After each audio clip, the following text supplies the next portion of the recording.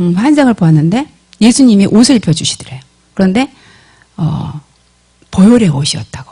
자기의 더러운 옷을 벗기고 주님께서 옷을 입혀주시는데 그건 붉은 피로 만든 붉은 피에 적셔진 그 옷이었다고 그렇게 말해요. 그래서 우리가 예수로 옷 입으라. 그거는 예수 그리스도의 그 붉은 피의 옷을 입으라는 것입니다. 늘 그것을 우리가 입고 있어야 되는 거예요. 또 피는 정혼했다는 의미이기도 해요. 그래서 어떤 분이 유대 문화를 읽으면서 유대 문화 가운데서 읽혀지는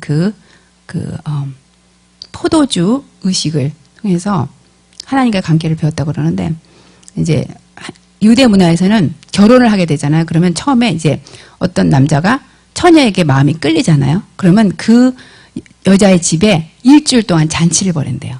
그래갖고 잔치를 벌이면서 포도주를 잔치를 하는 거죠. 그런데 이 여자가 이 남자가 마음에 들잖아요. 그러면 그 포도주를 마시게 된대요. 근데 그러니까 포도주를 마셨다는 것은 내가 당신하고 정혼할 마음이 있다. 이거를 말하는 거잖아요. 표시되는 거잖아요. 그런 것처럼 이 잔을 받아 마시라. 이 잔은 너희를 위하여 나를 흘리는 나의 피니라. 그러면서 이 잔을 받아 마시라고 하는 그분의 그 요청은 나와 결혼하자는 거예요. 여러분 그분의 잔을 마셨죠? 우리 매주 마시죠? 예, 저는 매일 마시고 싶은데, 예, 매일 성찬하고 싶은데 그게 지금 안 돼서 그런데 그분의 피를 마신다는 것은 그분과 정혼한다는 거예요. 그 정혼을 표시하는 거예요. 예, 그래서 우리가 그 피를 기념하라. 그것은 그분의 희생을 기념하는 것뿐만 아니라 우리가 그분하고 정혼돼 있다는 것을 상기시킨다는 거예요. 늘 내가 그분하고 결혼해 있구나. 마시면서 그거를 생각하시는 거예요. 그 유대 문화를 통해서 그것을 알게 되는 것이에요. 그리고 또 피가 상징하는 것은, 피라는 것은 굉장히 심각한 거잖아요. 심각성을 얘기하는 거예요. 죄의 심각성, 회개의 심각성. 예, 여러분 심각한 사람이 안 되면 기독교인이 안 돼요. 솔직히 얘기해서 여러분 심각한 사람이 돼야 됩니다. 그리스도는 심각성을 우리에게 요구하고 있어요. 피를 말한다는 것은 피는 생명이잖아요. 생명을 대신해서 우리를 구속하셨잖아요. 그러면 우리가 심각해질 필요가 있다는 얘기예요. 깔깔 웃으면서 기독교인이 될 수가 없어요. 진짜 내가 내면으로 깊이 들어가서 나를 심각하게 볼 수 있는 사람만이 정말 크리스천이 될 수 있어요. 새 피조물이 될 수가 있는 거예요. 근데 우리 지금의 문화가 왜 그렇게 가벼운 문화가 되느냐? 왜 이렇게 경박한 문화가 되느냐? 이것이 다 적그리스도적인 것입니다. 그리스도를 진정으로 알지 못하도록 문화가 그렇게 팽배하게 우리를 감싸고 있는 거예요. 그 안으로 들어가지 못하도록 아주 경박한 문화들을 창조하고 있는 것입니다. 근데 언약은 심각해요. 죽고 사는 문제다. 이것은 삶과 죽음의 문제다. 이렇게 얘기하고 있는 거예요. 그래서 우리의 믿음은 죽고 사는 문제, 죽느냐 사느냐의 문제, 절대로 이것이 취미생활이 아니에요. 취미로 믿음 가지는 거 아니에요. 어떤 사람은 종교가 취미예요. 왜냐하면 종교생활을 통해서 마음을 편안하게 갖고 싶어서, 내가 조금 더 편안해지고 싶어서. 그래서 연예인들이 갖는 그것이 종교생활이잖아요. 왜냐하면 스트레스를 너무 받는데, 예, 그 안에서 편안함을 얻고 싶어서. 그런 취미생활로 종교하는 것이 아닙니다. 그리스도는 우리에게 심각한 삶과 죽음의 문제를 다루고 있는 거예요. 절대로 액세서리로 우리 치장하라고 믿음 생활하는 것이 아닙니다. 삶의 부분으로 하는 것이 아니에요. 우리의 유일한 목표가 되는 거예요. 유일한 소원이 되는 것입니다. 그것이 그리스도인이 되는 것이에요. 그리고 이것이 하나가 될 때, 오직 한 소원이 될 때만 그것은 단순하기 때문에 그것을 성취할 수 있는 거예요. 여러 가지를 목표를 갖고 있으면 아무것도 안 돼요.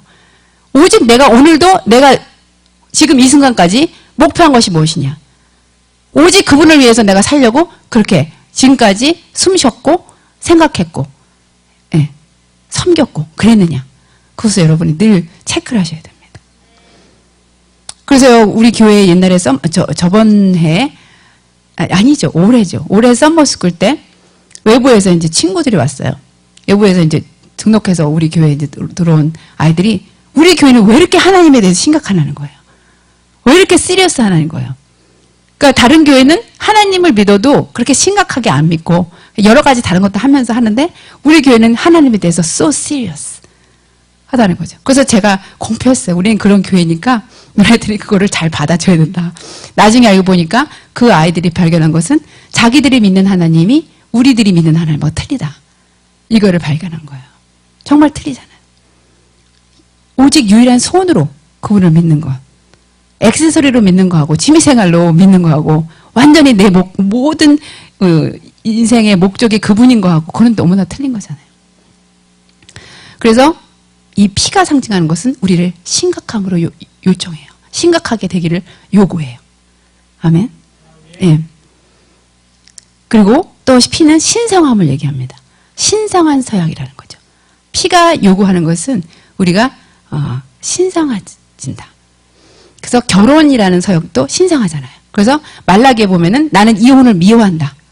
왜? 나는 그것은 피의 언약의 결합처럼 신성하게 맺은 것이기 때문에 결혼은 신성한 것이다. 그래서 서약은 신성한 속성이 있다는 것에 대해서 말씀하고 있어요.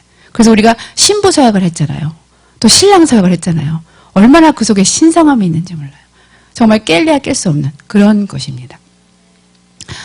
근데 이 성경 전체를 통해서 이 흐르는 언약들의 공통 특징은 뭐냐면 그 모든 언약이 피로써 이루어졌다는 거예요.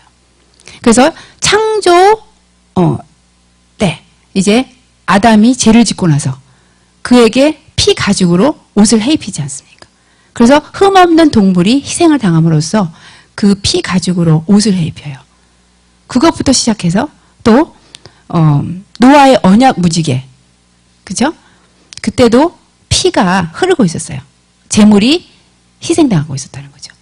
그리고 또한 모세의 언약 때도 동일하게 송아지 염소 그리고 그 성막에서 피가 흐르고 있었고 다윗 왕국의 언약 때도 그렇고 바벨론 포로들에게 주어진 새 언약의 그 성취를 위해서 예수 그리스도의 십자가 갈보리 십자가의 피의 언약의 절정에 이를 때까지 모든 것이 피로써 이루어지는 것이 됩니다.